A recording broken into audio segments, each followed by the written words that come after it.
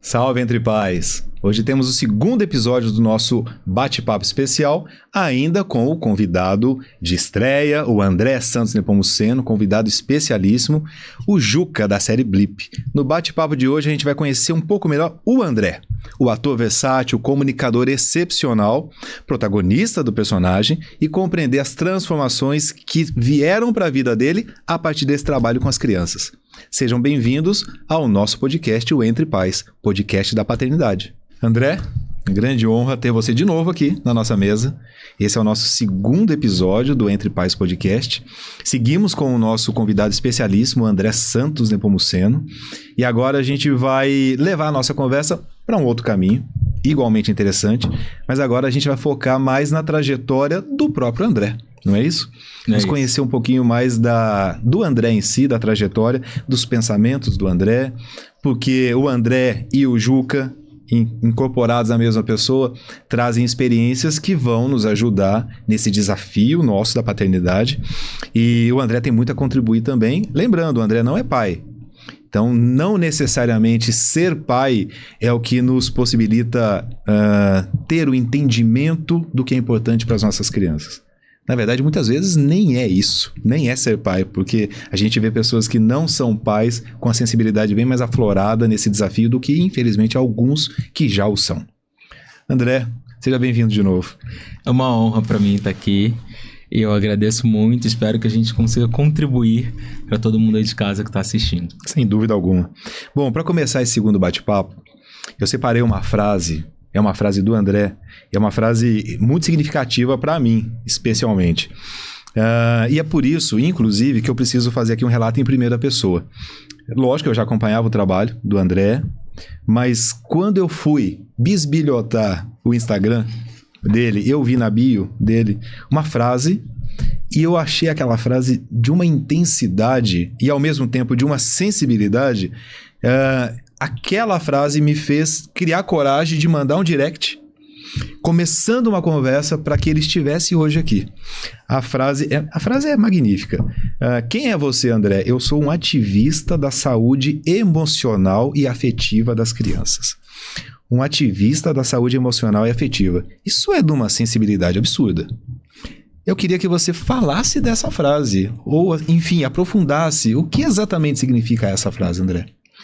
Bom, é muito prazeroso poder falar sobre isso aqui, sabe? Eu coloquei essa frase porque eu estava buscando um significado que fosse real com a minha verdade, que fosse honesto comigo mesmo e com o público que estava ali me seguindo, que 75% do meu público vem em função do meu trabalho no universo infantil, a partir da personagem Juca, especificamente falando.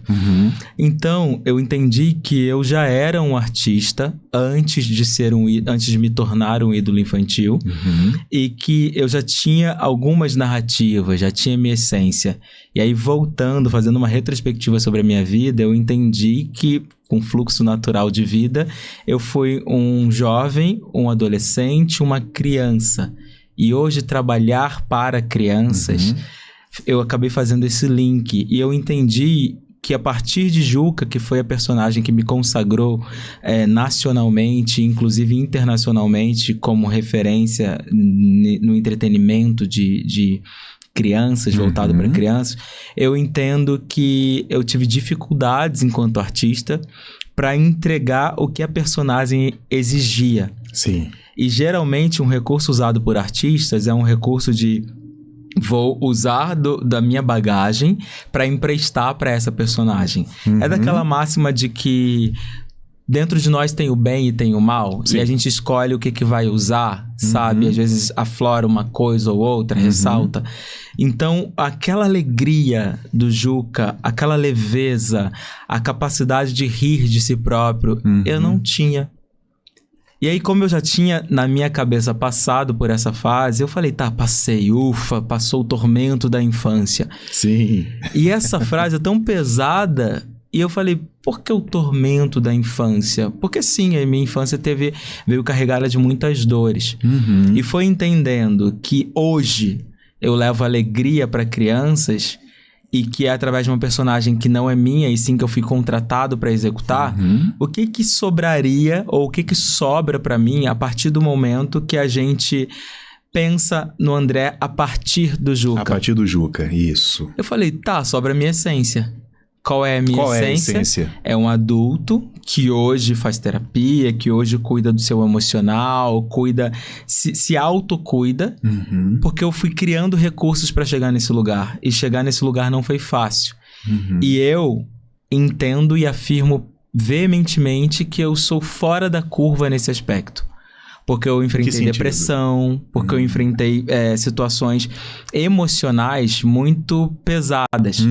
E aí, como eu disse até no episódio anterior sobre prestação de serviço, eu falei, cara, tá aí, o serviço que eu preciso prestar para além das crianças, que já tá dado enquanto Juca, graças a Deus, e graças também a mim, ao meu empenho, sabe, dignidade que eu entreguei esse projeto, eu agora preciso me comunicar com esses pais. Porque, na verdade, no meu Instagram, por exemplo, no meu TikTok, principalmente no Instagram, as pessoas que me acessam são pais. Porque as crianças geralmente são concentradas no YouTube. E aí o meu diálogo acaba sendo com eles. Com pessoas que são responsáveis pelas pequenas pessoas, chamadas popularmente de crianças, eles atestam o que as crianças e seus filhos vão assistir. Então, se eles estão ali e estão comigo, porque eles retribuem gentilmente me parabenizando por um bem que eu acabo fazendo para os seus filhos e consequentemente para eles, porque todo pai e toda mãe quer e se sente feliz a partir da felicidade dos seus filhos. Eu entendi, tá, esses pais eles amam, mas eles são seres humanos, assim como foram os meus que também me amaram e me amam, mas que também erram e erraram como qualquer ser humano. Então, como que eu faço a partir da minha superação para contribuir para que crianças não passem por episódios negativos que eu passei? Como que você faz para preservar essa saúde emocional e afetiva, né? Exatamente. E aí eu entendi, tá, vou me comunicar com os pais que já estão se comunicando comigo. Então eu abri essa via e me declarei como ativista da saúde emocional e afetiva das crianças, porque o ativista é aquele que luta por uma causa. Então eu defendo e eu levanto essas bandeiras sobre reflexão. E eu quero trazer destacar o lugar de que eu tô falando de pais que amam os seus filhos. Então, mesmo diante de tanto amor, podem ser causadas dores. E às vezes é na ignorância, às vezes é do não saber, do não ignorância refletir. No bom sentido da palavra, de não saber, exatamente. Sabe, na ausência de informação. Então, se eu posso ser esse veículo, eu tô fazendo bem para as minhas crianças que estão consagrando o meu trabalho de alguma forma e tô retribuindo aquilo que eu acho que todo artista deveria ter como primícia, que é a prestação de serviço, porque o teatro, por exemplo, a arte em si, ela vem desde muitos anos atrás, desde a criação do próprio teatro, como uma ferramenta revolucionária, como uma ferramenta de prestação de serviço político e social. Então hoje, num outro formato, de outras formas, a minha arte ela também acaba sendo política, ela também acaba sendo social. Sem dúvida. É isso. Fantástico. Quando eu decidi criar o projeto, o podcast, óbvio, alguns gatilhos me levaram a seguir em frente nessa decisão. O nascimento da minha filha e a convivência com a minha filha, fator inegável, e fator maior. Eu me lembro muito bem de ter visto, poucos meses atrás, uma entrevista do Pedro Cardoso. Sim. Né? Pedro Cardoso, Grande Família. Nossa, saudoso Augustinho. Isso, Carrara. O Pedro Cardoso, lá no Sem Censura, que agora é muito bem comandado pela Cissa Guimarães, e ele falando lá sobre o amor que um pai ou uma mãe tem pelo filho e o quanto esse amor é diferente. Mas acho que o filho, quando nascer o filho tem que rezar, o amor, amar alguém mais do que você ama você mesmo é realmente surpreendente. Isso é uma coisa fora da psicologia, e isso me levou para uma certa espiritualidade, porque eu não entendi isso. Eu falei, ué, como é possível haver alguém que realmente eu amo mais do que a mim mesmo? Se for preciso, eu dou minha vida por aquela pessoa tranquilamente. Isso, de fato, é revolucionário e aumenta muito a tua capacidade empática com o normal da vida e com tudo. Acho que eu disse isso nessa esperança de compreensão, que de fato é arrebatador, né? E foi, assim, uma explanação dele tão absurda, de profunda, Sim. que quando eu assisti aquilo, eu ainda não tinha desenhado o projeto todo. E quando eu assisti aquilo, eu falei... É isso mesmo. E essa frase aqui, porque o meu entendimento, ele é muito como isso que você acabou de explicar, entendeu? Uhum. Não estamos falando aqui dos pais que infelizmente acontece, dos pais que maltratam ou que não amam. Não, estamos falando dos pais que amam, Sim. inclusive. E que mesmo amando, enfim, as dores acontecem, as dores surgem. Então, é muito importante realmente ir por esse caminho, sim, ser um ativista. Ser um ativista. E é um caminho de reajuste, né? De reajustar Isso. coisas, porque às vezes é no detalhe. É no detalhe. Sabe? É no detalhe de não perceber, é no detalhe de não olhar, é no detalhe da superficialidade. Enquanto tá no celular, tá tudo bem? Tá. Mas esse tá, às vezes, não tá. Não me e aí fale precisa isso. tirar o celular, precisa tirar, sabe? Tem gente que vê, mas não enxerga. Eu acho que é isso. E, enfim, por isso que a gente tem algumas taxas aí e índices devastadores de suicídio, de crianças com aumento de depressão e uma série de coisas. Cada vez mais. Então, cada vez mais. É Na isso. verdade, até te peço licença, se você me permite, que eu também seja um ativista da saúde emocional e afetiva. O objetivo é que a gente Quanto forme mais, uma legião de pessoas, sabe? Uma multidão, uma comunidade. Porque é isso, é causando pequenas transformações. Meu objetivo não é mudar o mundo, porque eu sei que não vou, não tenho essa prepotência. É isso. Mas eu tenho muito essa consciência de que fazer algo é fazer alguma coisa. Isso. Esse é o objetivo também do nosso podcast. É exatamente isso. E sem julgamento de valores, acima de tudo. Sem julgamento de valores. Então, quando a gente falar a questão do celular, que é uma questão óbvia e que, enfim, tá sempre na pauta das conversas, né? O celular na mão da criança, mas eu me preocupo muito mais com o celular na mão do pai e da mãe do que na mão da criança. Porque na mão da criança, salvo situações específicas, ela vai estar vendo desenho.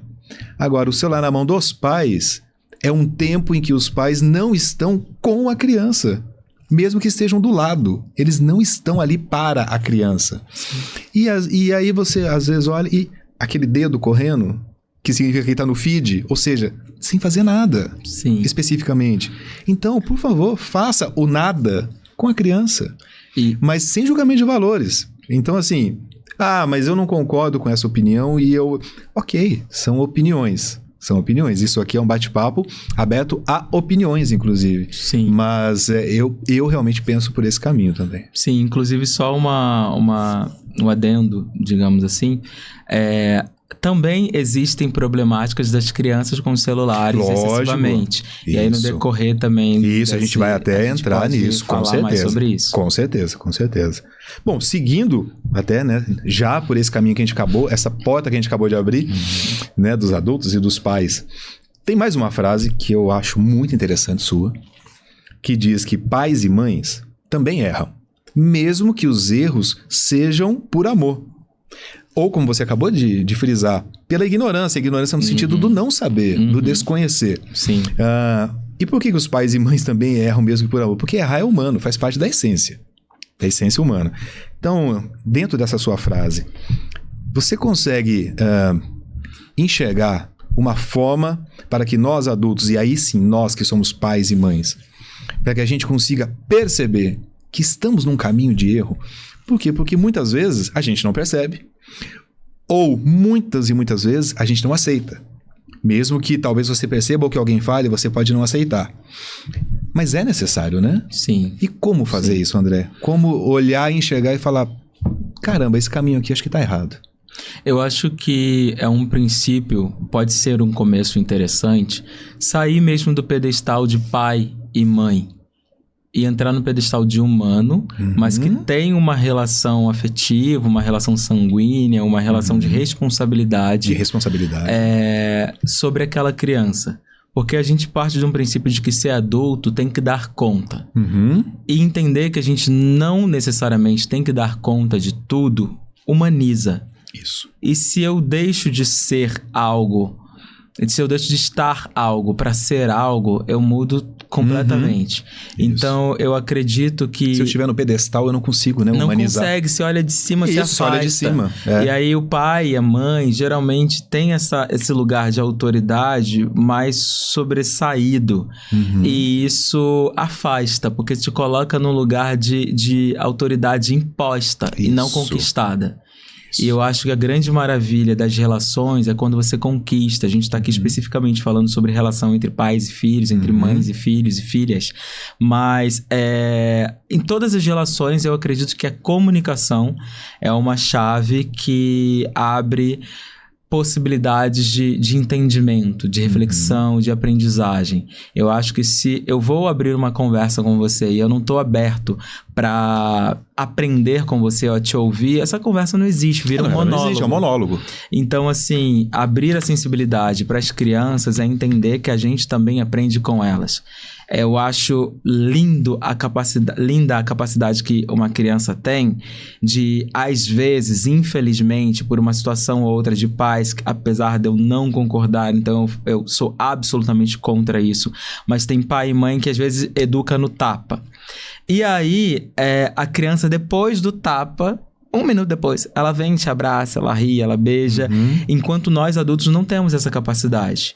A gente desenvolve outras defesas que vai para esse lugar. Então, assim, partindo desse exemplo que eu acho que é péssimo no sentido de que não faça isso, acho que tem outras alternativas para se educar, mas o foco não é esse. O foco é a capacidade de renovação e de descarte daquilo que é ruim que a criança tem e que às vezes a gente não tem.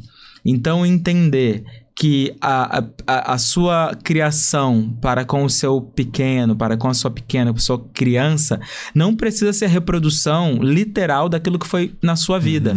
Porque se ou do você... que era normal na sua época, né? Exatamente, porque o tempo muda, o mundo muda, as coisas não são... Sempre estão em movimento. Então, eu acredito que pode ser um caminho muito interessante. Isso é também uma sugestão. Como eu disse, eu gosto de usar essa palavra, porque aí usa se fizer sentido para você, sabe? Estar atento àquilo que a tua criança tá te entregando. A criança entrega. Ela tem técnicas para perceber tudo. Quando a gente, por exemplo, tem, infelizmente, situações e relatos de casos de abuso, por exemplo... A criança tem alguma forma que o psicólogo, o psiquiatra vai ali através de um desenho, vai perceber de um olhar. Então, se você é pai, se você é mãe, esteja junto com o seu filho. E perceba que, às vezes, o prato de comida não é o suficiente só para alimentar aquela criança. Às vezes ela precisa ser nutrida afetivamente, ela precisa ser nutrida emocionalmente, ela precisa ouvir que ela é incrível, ela precisa ouvir que ela é amada. E eu acho que isso conecta. Então, a abertura de espaço para comunicação e um cuidado muito importante com a não sobrecarga dessa criança com expectativas que são suas enquanto adulto. Porque a partir do momento que você coloca um ser humano no mundo, ele é um indivíduo. Ou seja, ele faz parte de você, mas ele é isolado, ele é um outro lugar. Então, entender e respeitar a individualidade da criança, que tem uma vida ali, que por mais que seja debaixo da tua curadoria, digamos assim, sabe? É um ser independente que precisa ser respeitado, amado e aceito, por mais diferente que seu filho seja de você e por mais frustrante que isso possa ser quando acontece de ser diferente de você. É isso. Acho que é isso. Concordo plenamente. E assim, eu acho muito importante quando a gente tem conversas como essa, ou eu vou me colocar do outro lado agora da câmera, quando a gente assiste conversas ou entrevistas, ou enfim, a gente não está querendo dizer aqui que ser pai, ser mãe, que ter as crianças e que educá-las e que perceber sinais e tudo mais. Não estamos falando que isso é fácil. Não estamos falando que isso é simples. E não estamos falando que criar as crianças é uma tarefa fácil de sorrisos 24 horas por dia.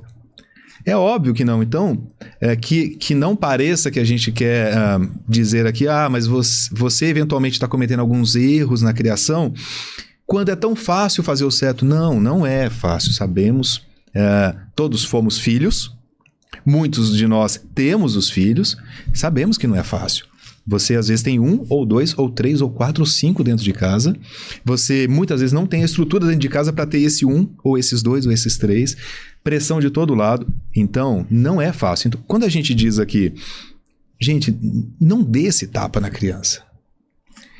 Eu sei que muita gente pode estar ouvindo isso e pensando, é fácil falar. Daí, né, dessa posição, é artista. Eu fui criado assim, tô vivo até hoje. Fui criado assim, clichê, bem isso, usada, né? Tô aqui inteiro. Artista, para artista é fácil falar, tem quem cuide das crianças dele. Não, gente, não é assim. Não é. Você, por exemplo, você é artista. Uhum. Você tem na sua casa babás, mordomos, copeiros para cuidar. Você teve quando você era criança? Não, gente. Não. Sabemos que não é fácil. Mas olha só, um exemplo aqui real, tá? Dessa semana, tá? Eu estava num lugar de atendimento, de prestação de serviços ao público, e aí a conversa que eu estava escutando, esse lugar estava cheio de crianças. Crianças recebiam ali um certo tipo de serviço. Eu vou restringir para que, né, não exponha nada. E aí as crianças recebem um serviço ali e as crianças estavam chorando. Porque criança pequena, de 2, 3 anos, 4 anos ali, tinha uma chorando, tal, assustada com aquele serviço que estava sendo prestado nela. E aí eu escutei o seguinte comentário entre 2 homens ali. Esses dias tinha uma criança aqui, acho que devia ter uns 5 anos, chorando, e eu só vi a hora que o pai chegou do lado, com a cara fechada, e virou o braço da criança num apertão. Virou o braço da criança no apertão, igual aquelas do Kiko, no Chaves. Torceu o braço da criança com a cara fechada. O menininho parou na hora de chorar. E o pai saiu... Aí a pessoa falando assim, comentando com a outra. E o pai saiu todo satisfeito, tendo resolvido a situação. E aí ele ainda completou. Eu fui lá e falei com o pai. Falei, é isso mesmo. Porque às vezes é preciso dar um corretivo, não é? E aí disse que o pai falou, na minha época era assim, comigo não tem essa frescura não. Quando ele sai com a mãe, apronta de tudo, mas comigo não, comigo é na linha. Rapaz,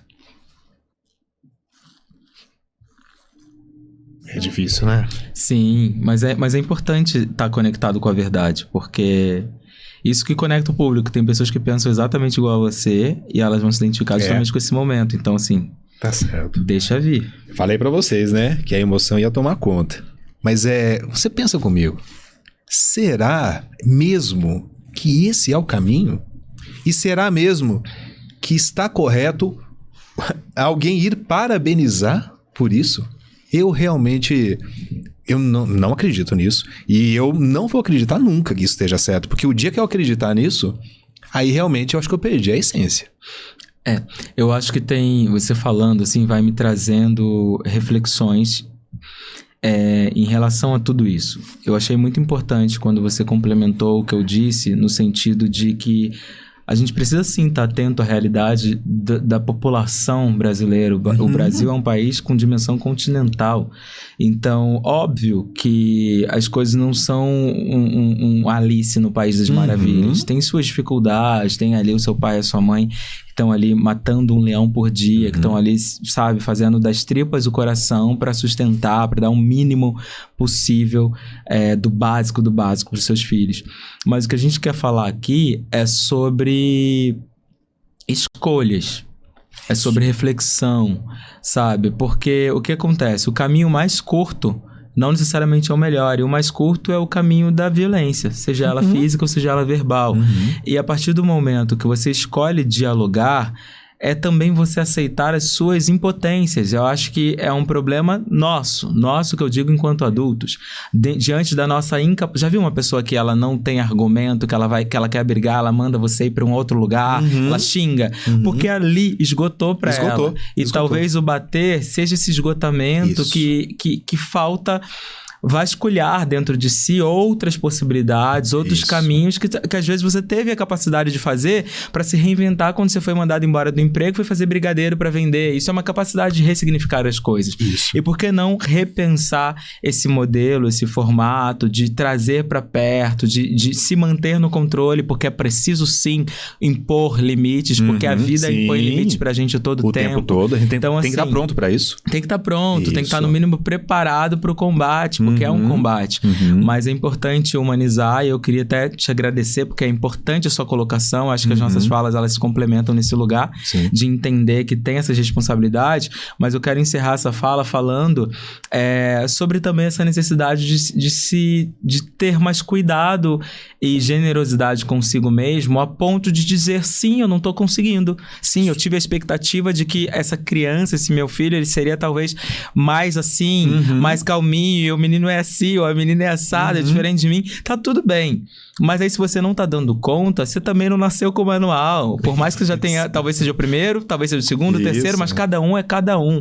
Então, chegar para um profissional e seguir pessoas que são interessantes para você, que são doutores para falar sobre isso, lembrando que eu estou aqui como só alguém que coloca um ponto de reflexão. Eu não sou médico, eu não tenho capacidade técnica para falar sobre saúde mental, inclusive. Por isso que eu digo emocional e afetiva, porque todos nós sentimos, todos nós somos afetados a todo tempo. Então, acho que é basicamente isso, é não se sentir na obrigação de estar com todas as respostas, de ter todos os caminhos, sabe?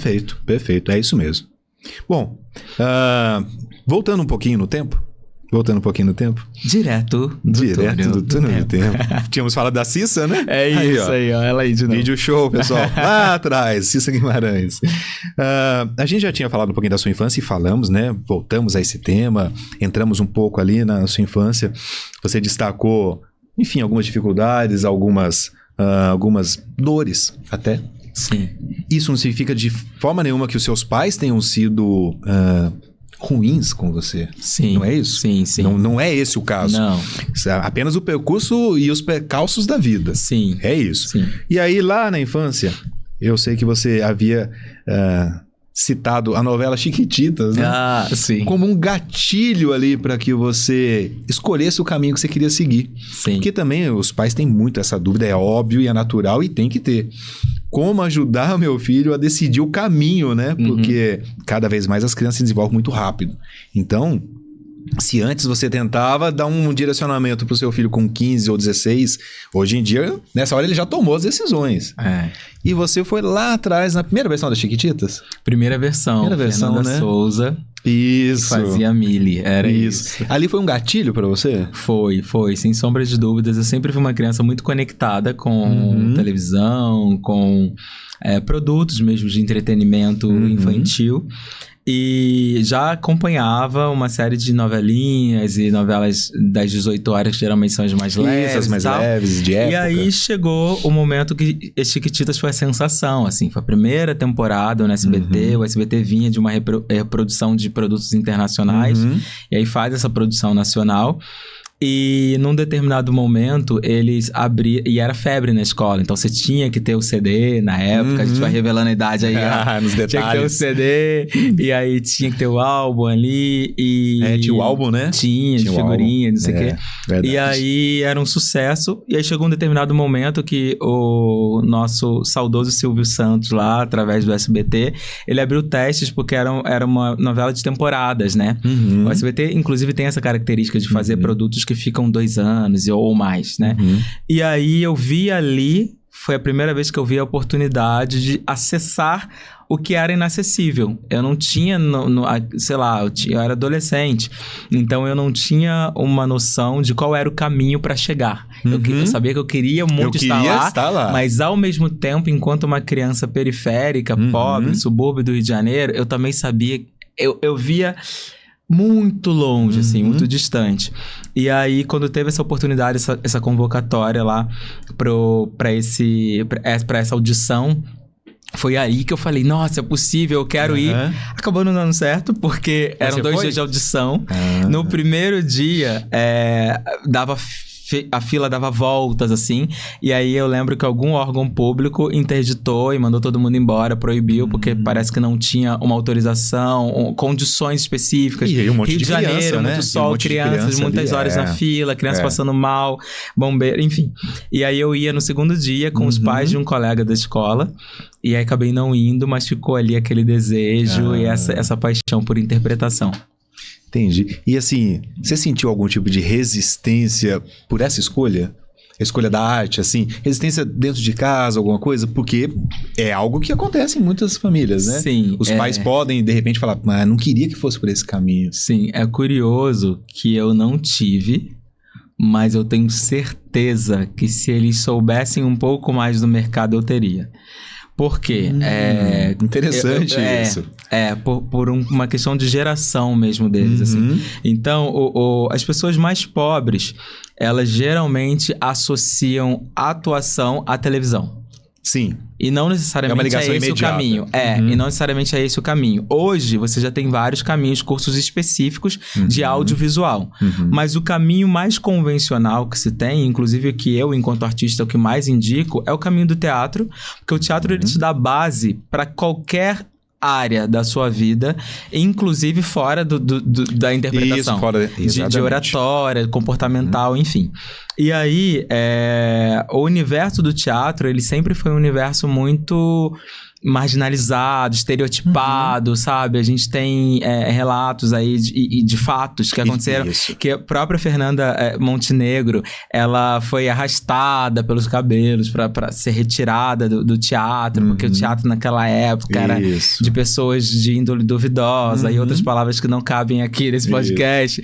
E aí, enfim, a partir do momento que eu decido fazer teatro, foi porque eu sabia que eu queria também fazer televisão. Esse meu link, ele era direto. Sim, entendi. Só que me falaram, olha, o caminho é você fazer um curso de teatro, porque lá tem olheiros, e aí você vai aprender ferramentas e você vai chegar nesse lugar. Abrir a porta com essa Então, eles pularam um pouco essa parte, porque eles não sabiam, e eu também não sabia desse universo do que era o teatro.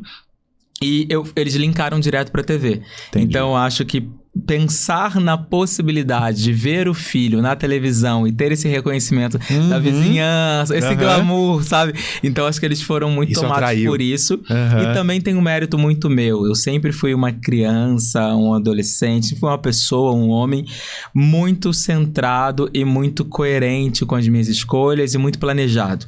Então, quando eu chegava com qualquer demanda para os meus pais, eles sabiam que eu tinha um motivo para querer aquilo que eu realmente queria. Não era uma modinha. Não era uma modinha. Eu sempre fui muito intenso, então não era aquela coisa tipo assim, tô com vontade, deixei à vontade. Apesar de ser geminiano, que é o meu signo e ter essa dualidade, mas eu sempre fui muito embasado, assim, sabe? Sempre fui muito calçado com muita estrutura.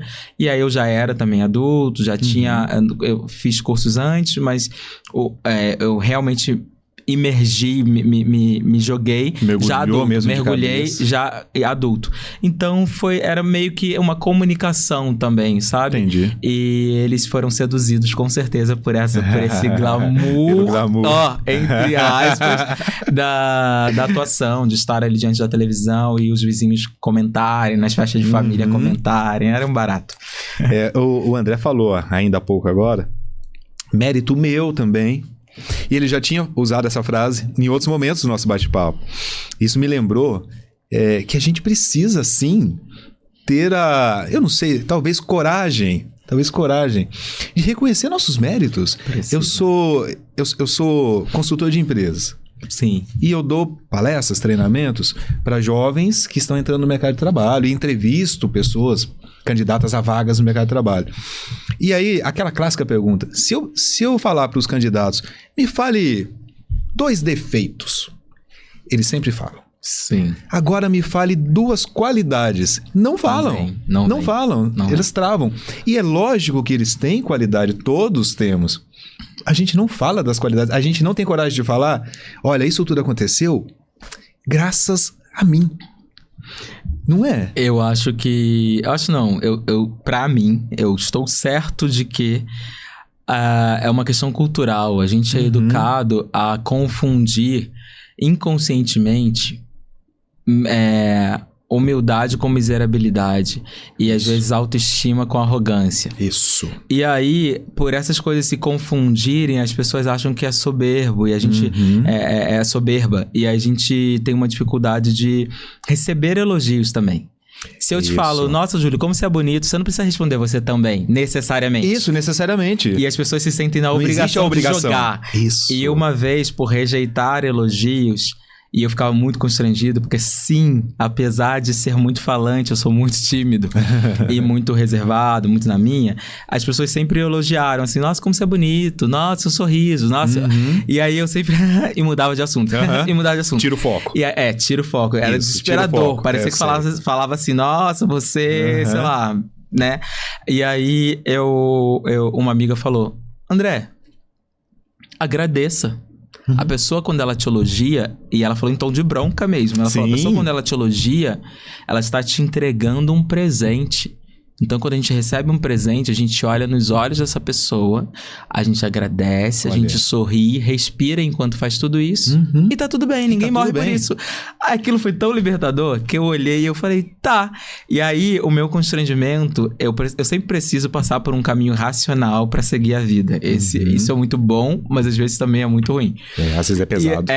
E aí, ela falou isso, fez muito sentido pra mim.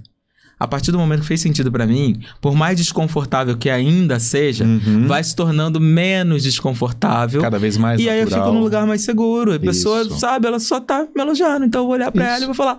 Obrigado. E respiro, porque até isso ajuda muito. Isso é uma técnica, inclusive, viu? Eu sou ator, mas eu acabo fazendo fotos, às vezes, pra publicidade, alguma coisa. E é muito difícil estar diante de uma câmera fotográfica pra mim. Eu sou fotógrafo, apesar de ser muito fotogênico. Eu sou fotógrafo, eu sei bem. Eu sempre falo fotógrafo. Você vai dirigir, né? Você vai dirigir. Eu sempre falo isso. E aí, uma coisa que eu percebo que não basta, por exemplo, desvirtuando um pouquinho, mas daqui a pouco a gente volta. Que não é só ter dentes bonitos ou uma cara boa. Você precisa ter algo de dentro pra oferecer, porque a câmera parece que capta a sua alma ali, sabe? A sua energia daquele dia. E aí, o meu segredo é respirar. E aí eu vou tendo fluxo, o sorriso não fica sem graça. Se tem, eu vou lá e molho os lábios, descanso a bochecha e vambora. Então, assim, voltando, é sobre aceitação. Eu acho que aceitar que a gente tem qualidades e que isso traz benefícios e que isso é visto pelos outros, faz parte do processo. A gente tá muito mais olhando e entregando pro outro e às vezes a gente perde tempo de entregar pra gente. Pra si. E esse autocuidado é cultural. Às vezes a gente não foi criado pra esse lugar, mas estamos vivos, então dá tempo de acordar e falar, tá, o que eu faço pra me amar mais? Hoje eu vou cuidar de mim, hoje eu vou, sabe? É sobre isso. Perfeito. Você agora é palestrante? É correto eu dizer que você é palestrante? Sim, é correto você dizer no sentido de...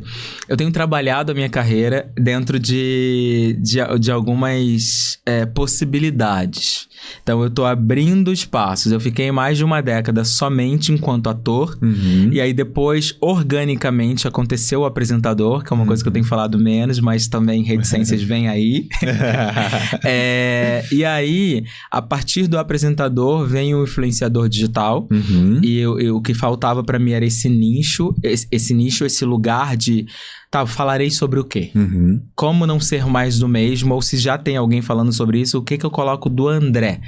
Porque falar sobre culinária tem a Ana Maria, tem aquela senhora que faleceu, maravilhosa. Uma senhorinha, né? Que todo mundo gostava. Meu pai sumiu. Palmeirinha, isso, a Palmeirinha maravilhosa.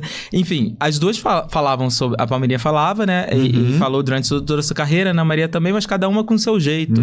Então, eu fui abrindo esses espaços e a partir disso vem o palestrante, que aí era a minha pergunta. O palestrante de quê? Qual é o tema central? Tem a ver com infância? Tem ou com criança, na verdade? Tem a ver... Pra ser mais geral, tem a ver com identificação. Então, a gente parte de um lugar de... O nosso amigo avisando que o nosso tempo, tem umas pessoas aqui falando. Sinal ali no bastidor. Meu Deus, a voz aqui, ó, do além. Então, vamos lá.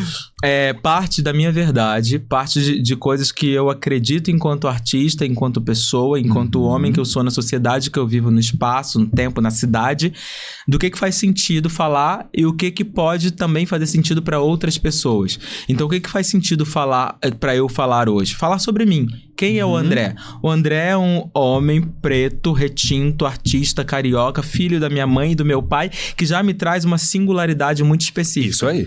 A partir deste lugar, vão ter outros Andrés, outros Carlos, João, Pedro, Marias, Anas, Beatrizes e por aí vai, que vão se identificar com alguma narrativa. Então, sobre o que eu falo hoje? Eu falo sim sobre infância, é a minha escolha, assinando como ativista da saúde emocional e afetiva das crianças, eu tenho que falar sobre infância, e aí eu abro mão do lugar que eu não abria enquanto artista, por exemplo, que era o lugar de me resguardar.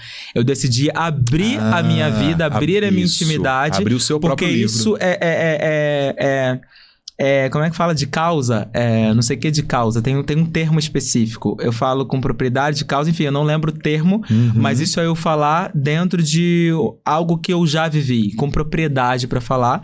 E também falar sobre ascensão periférica. Falar sobre protagonismo preto. Então, a gente tem aí algumas vertentes para públicos diversos. E se você quiser saber mais sobre isso, você vai lá nas minhas redes sociais. Fala com a minha equipe. E a gente desenvolve mais esse papo. Perfeito, muito bom. A sua oratória, ela é de primeira qualidade, né? E assim, eu prezo muito pela minha oratória e tudo mais.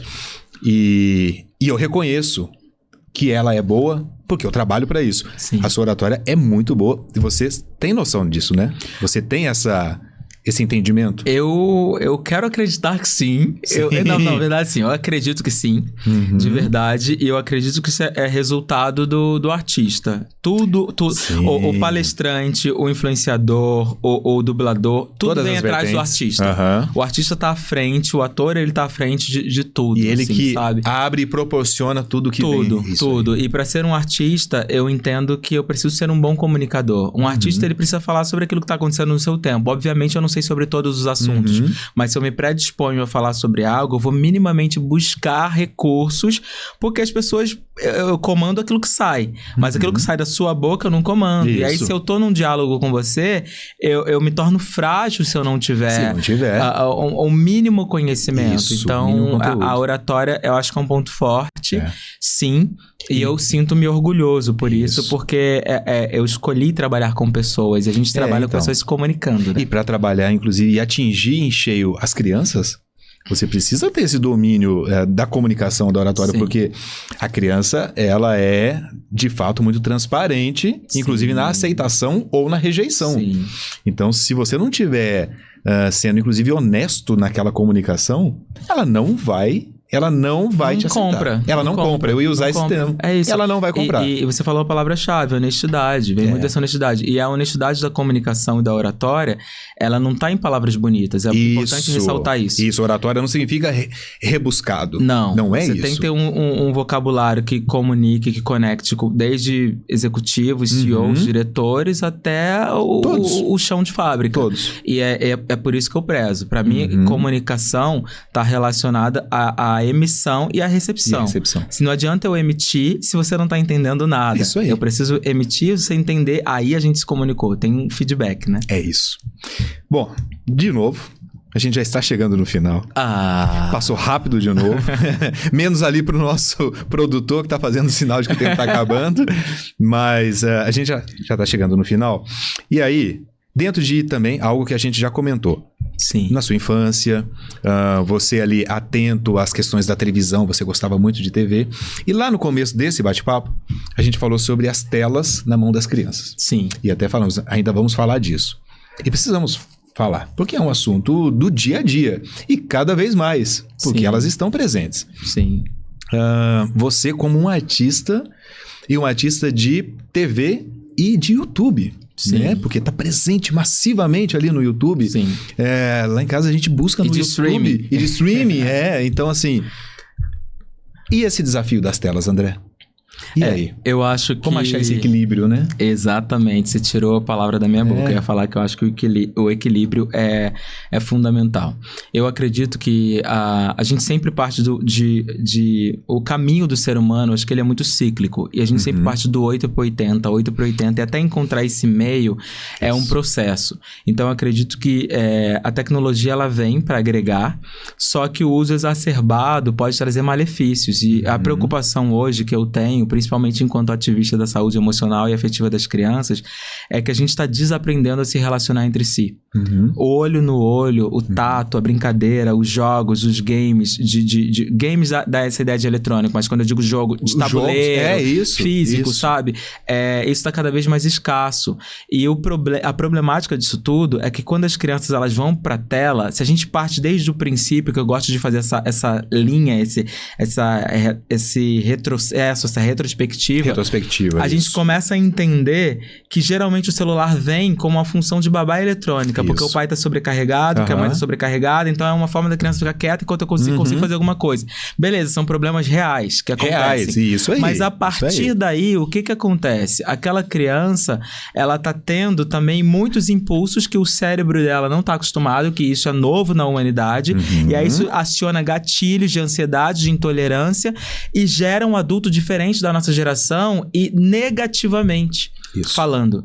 Porque a gente, sem ter tido esse malefício, desse lado ruim da tecnologia, a gente já vive problemas na sociedade. Isso aí. Então, serão esses problemas acumulados a outros problemas. A outra potência. E que vão para a fase adulta, pode tornar essa criança um adulto com dificuldades no colégio, um adulto com dificuldade no trabalho, um adulto com dificuldade de relacionamento interconjugal, interpessoal, relacionamento afetivo, porque a comunicação é a base de tudo, o olhar, a sensibilidade. E se você consegue se relacionar com uma tela que está diante de você, mas não consegue olhar para o outro, a gente está falando de um problema muito grave. Muito grave. A gente está falando de pular escalas e do descarte humano. E o ser humano ele foi feito para viver em sociedade. E se a gente descarta o outro, a gente também objetifica o outro. E a narrativa que eu tenho é contra essa objetificação. A gente está deixando de amar pessoas para amar coisas. E a gente precisa fazer urgente esse caminho de volta para voltar a amar pessoas e usar as coisas. As coisas foram feitas para ser usadas, para serem usadas, sabe? E não as pessoas. E não as pessoas. Então, eu acho que isso pode ser pensado. Isso é um assunto que não dá para falar aqui em 5 minutos. Mas levantar essa bandeira e trazer essa reflexão, eu acho que é fundamental. Então, esse uso ele precisa ser muito moderado, ele precisa ser vigiado pelos pais. Tem muitas pessoas que acabam se tornando anônimas a partir da internet. Então, tem uma série de cuidados que precisam ser pensados, sabe? Não dá para nós, pais, estarmos na sala conversando com o nosso filho que tá no quarto pelo WhatsApp. Não dá. Na mesa de jantar, no almoço. Aí você tá na sala e tá conversando um momento ali de afeto, um momento de lembrança, um momento de conexão, um momento de nostalgia. Depois que passa um tempo, você fala, o Natal, aquele almoço, o aniversário. Eu acho que qualquer reflexão de 5 minutos nos possibilita ver que isso não tá legal. Não é? Pensa. E eu me sinto muito feliz em estar aqui falando sobre isso, porque a internet ela fica aí eterna e isso vai ser ouvido, visto, analisado, pensado por muitas pessoas e a gente está aqui humildemente entregando essa contribuição que eu acho que é social e modificando a mente de 5 pessoas no mínimo. Meu Deus. A gente já tá fazendo bastante coisa e eu espero que seja 5 mil, 5 milhões e por aí vai. Sabe? E assim, de novo, não estamos romantizando e nem julgando valores. E assim, é útil, é necessário, faz parte da vida. Não dá para você isolar seu filho, sua filha, do uso dos recursos digitais. Porque aí você também restringe, você deixa o ambiente daquela criança muito pequeno, daquela criança que vai virar um adolescente, um adulto, muito fora de um contexto. A questão é dosar, a questão é ter o equilíbrio. Então, vou dar um exemplo aqui. Esses dias eu cheguei da empresa, cheguei em casa e minha filha falou assim: papai, vou te ensinar uma coisa hoje que eu aprendi. Vou te ensinar a jogar beisebol. Pensei comigo, de onde que veio isso? De onde que veio? Aí ela falou assim, ela pegou uma bolinha, ela pegou um pedaço de qualquer coisa, acho que pegou uma espadinha, uma vara de condão de princesa. E ela falou assim, olha, tem uma bolinha, aí tem um bastão, e você vai jogar a bola e você tem que acertar um bastão, não, um taco. Ela falou certo. Olha. E tem um taco, o taco era a varinha de condão. Você vai jogar a bolinha e tem que acertar com o taco pra fazer o ponto. E aí eu fiquei jogando com beisebol com ela, e aí ela me explicando, e aí eu perguntei, filho, mas onde é que você aprendeu isso? No Blip. Porque o Blip tem um episódio em que ele tá lá nos Estados Unidos, num espaço público lá de aprender beisebol, na maquininha automática, e ela assistiu e pum, absorveu tudo aquilo ali e me ensinou a jogar o beisebol. Então, assim, não estamos falando que a tecnologia ou as telas são sempre negativas e também não são sempre positivas. Sim. Dosadas, elas são bem-vindas. Acho que a palavra moderação, né? Os pais são os moderadores. Inclusive para criança e para nós também. Tanto da qualidade, do que tipo de conteúdo, mas também da quantidade. E da quantidade. Sabe? Porque só o fato de ser um bom conteúdo não significa que você pode deixar o dia inteiro. Sim. Tem que dosar isso. Equilíbrio, né? Equilíbrio, é isso. Que maravilha. Que maravilha, meu querido. Muito obrigado. A gente chega ao fim. A gente chega ao fim de mais um episódio agora, do episódio 2. Fizemos esses 2 episódios com muita riqueza, bate-papos deliciosos com o André Santos Nepomuceno. É isso. Não é isso? Fizemos 2 ótimos bate-papos. Chegamos ao fim do segundo, reforçando aquela importância de que você nos acompanhe, nos siga, redes sociais, Instagram, YouTube, sempre, por favor, YouTube, é o que vai nos levar cada vez a mais pessoas. Os endereços estão aqui embaixo, os meus do Entre Pais, os do André estão aqui também, para que vocês possam acompanhar esse trabalho. Quero te agradecer de novo, muito obrigado, um prazer tê-lo conosco aqui 2 vezes, e que a gente se encontre novamente mais lá pra frente, num episódio de comemoração, por exemplo. Por favor. Não é? Por favor. De longevidade ou de espectadores. É isso. O pessoal gosta de fazer aquelas plaquinhas, né? É isso, é isso. 3K, 5K, quem sabe um dia a gente se encontra aí novamente. Certamente. Com a maturidade do programa.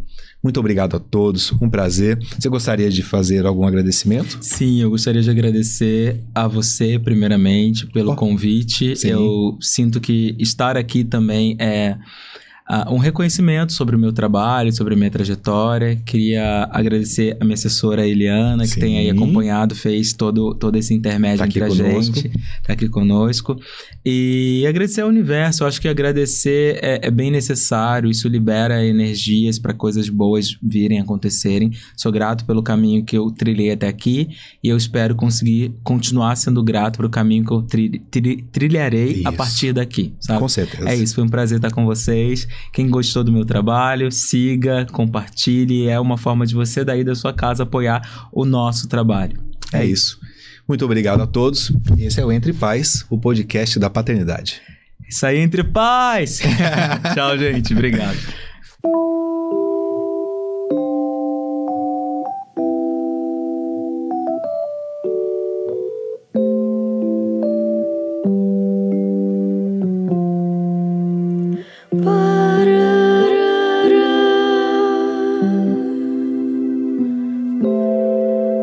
É só de ninar e de desejar que a luz do nosso amor, matéria-prima